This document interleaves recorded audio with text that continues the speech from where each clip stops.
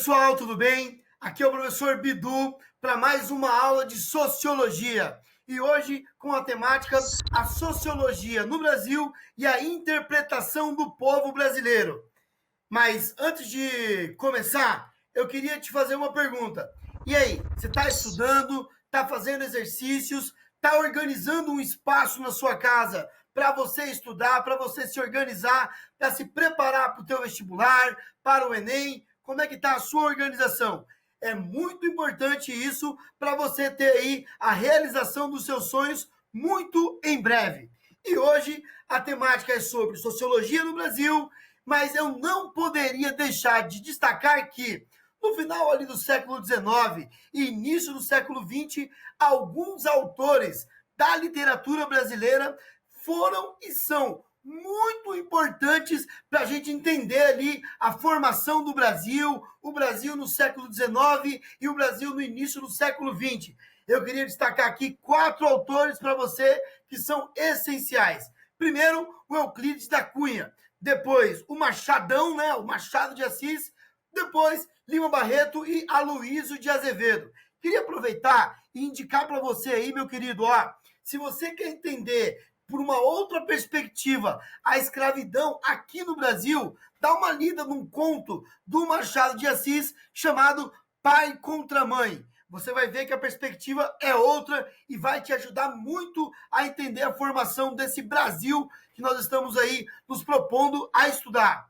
Gurizada, para falar de sociologia no Brasil, tem que se falar, e hoje a intenção é essa, se falar da Constituição da tal da sociedade brasileira. O que é ser brasileiro? De onde viemos? Quem somos, meu querido?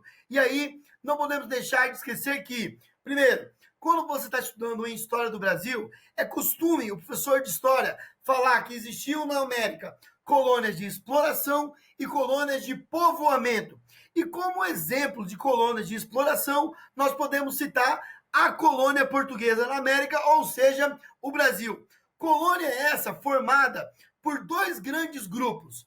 Os europeus, que se tornaram o grupo político e econômico dominante, e os nativos, os indígenas e os africanos, que foram aos poucos subjugados, tornados aí seres considerados, infelizmente, inferiores. Eu posso dizer o seguinte também, na formação, na constituição da tal da sociedade brasileira, eu tenho aqueles que aqui estavam, aqueles que vieram por vontade própria e aqueles que vieram forçados, ou seja, os nativos, os europeus e os africanos.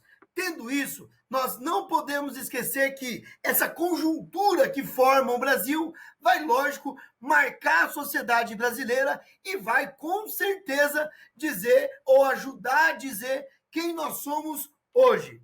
Pessoal, e aí eu não posso deixar de colocar aqui para você, a escravidão, tanto indígena quanto a negra, deu forma à sociedade brasileira. A escravidão marcou a sociedade brasileira e nós não podemos deixar de notar isso na própria formação, ali no período colonial, no período imperial, como também após a abolição da escravatura, até mesmo após a proclamação da República, com as marcas deixadas pela escravidão na sociedade brasileira.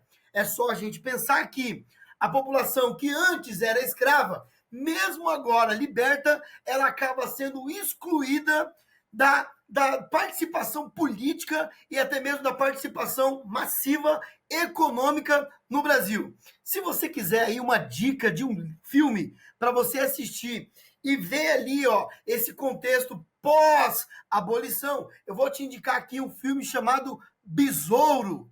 Tá? Besouro, um filme que trata sobre a perseguição à capoeira, aos capoeiristas e aos negros no Brasil, mesmo após a abolição da escravatura. E aí, gente, não vamos esquecer que, reforçar aqui, tanto a escravidão indígena quanto a negra, ela deu forma à sociedade brasileira e até mesmo a divisão de classes aqui no Brasil. Pessoal, vamos lembrar como é que está o Brasil ali mais ou menos no final do século XIX, como é que está o nosso país no final do século XIX? Importante, ó. Você tem um movimento de imigração para cá muito forte. Lembra, ó, você tem a chegada de italianos, de outros europeus aqui no Brasil. Muitos incentivados pelo governo do seu próprio país, como também incentivados pelo próprio governo brasileiro, naquela ideia de provocar uma espécie de branqueamento da população brasileira. Número 2, ó, é importante destacar ali no início do século XX, no final do século XIX, um início tímido, mas importante, do processo de industrialização do Brasil. E por último, lembra que a formação desse Brasil do século XX, do século XXI, também está intimamente ligada a um processo contínuo. Começou também de maneira tímida, mas um processo contínuo de urbanização, ou seja, crescimento das cidades brasileiras, crescimento dos grandes polos urbanos brasileiros, e isso, lógico, vai marcar sensivelmente a formação da população brasileira no final do XIX e durante todo o século XX. Como assim, professor? Eu não entendi. Pessoal, lembra, ó, criar os filhos na cidade é muito diferente de criar os filhos na zona rural. Eu preciso agora na cidade. Eu não como mais aquilo que eu crio e aquilo que eu planto. Ou seja, vamos pensar em Marx aqui, eu preciso então vender a minha mão de obra, receber em troca dessa venda um valor, que eu vou chamar aqui de salário, e com essa grana eu vou comprar alimentos, pagar aluguel, comprar roupas para a minha família. E ó, ainda numa visão marxista, como esse dinheiro não é suficiente para me sustentar durante muito tempo, eu acabo fazendo o quê? Eu acabo me vendendo novamente no próximo mês. E lembra, esse processo de urbanização também ajuda a entender o tal do Brasil. Meus queridos, é muito importante... Opa, deixa eu só passar aqui. É muito importante você perceber que a implantação, o surgimento da sociologia aqui no Brasil vai estar intimamente ligada ao processo histórico brasileiro, beleza? É por isso que a gente costuma dizer o seguinte, ó, a sociologia aqui no Brasil, com representantes brasileiros, ela vai surgir a partir de 1920, mas com mais destaque aí na geração de 30, os famosos sociólogos da geração de 30. E aí, o que os caras estão querendo fazer? Eles estão querendo analisar o que é o Brasil, o que é ser brasileiro, o que é essa tal sociedade brasileira. Cara, pensa comigo como é difícil ter isso em mente, gente. Pensa, ó, apesar da gente ter vários aspectos que nos unem, também eu tenho que entender que o cara no Mato Grosso, o cara no Rio Grande do Norte, o cara no Paraná, o cara em São Paulo, no Rio, ele é muito diferente. Então, para entender o Brasil, eu tenho que entender as coisas que nos unem e nos fazem brasileiros e também entender aquilo que nos diferencia, beleza? É muito importante você ter isso em mente na hora de pensar, analisar a tal da sociedade brasileira. E aí, nós vamos destacar aqui para vocês, rapidamente, 6 autores importantíssimos do Brasil. O primeiro lá, ó, o grande Gilberto Freire, Casagrande Senzala, talvez aí um dos pais da sociologia brasileira.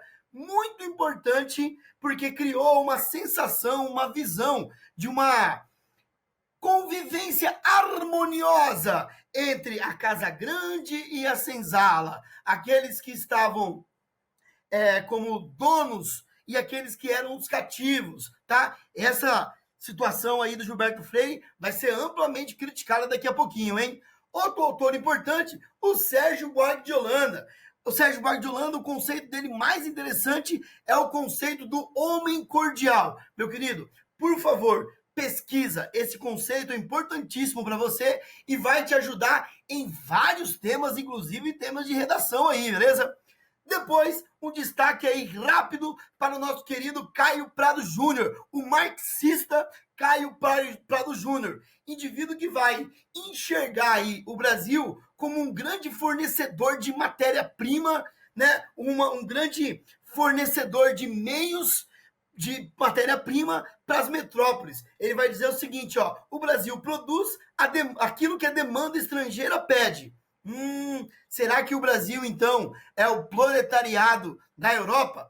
Depois, o professor Otávio Ianni, importantíssimo, mais de 50 anos de carreira acadêmica. O Otávio Ianni, ele pensa muito e dialoga muito sobre a entrada do Brasil na tal da sociedade moderna, entendeu? Ele vai tentar enxergar dessa forma, vai fazer análises também sobre globalização e é um autor interessantíssimo para você enxergar como que as 3 categorias que formaram o Brasil, o europeu, o indígena e o africano, como que elas se relacionaram na formação do Brasil contemporâneo. Depois, o professor também da Escola de São Paulo de Sociologia, do qual o Otávio Ianni é parte, o professor Florestan Fernandes, autor importantíssimo. Lembra do Gilberto Freire e a tal da democracia racial? O Florestan Fernandes é um dos autores que vai chamar essa democracia racial de mito. Ele vai chamar a democracia racial de mito da democracia racial. Para o Florestan Fernandes, a abolição da escravatura não foi feita de maneira concreta. Por quê?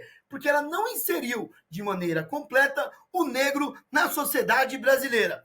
Por último, mas muito importante, destacar aqui para vocês o professor Darcy Ribeiro, importante defensor de uma educação plena, tá? Foi político, foi parte de governos e defensor de uma educação plena, pública e de qualidade. O professor Darcy Ribeiro é importantíssimo aí como defensor de uma ideia contemporânea de educação.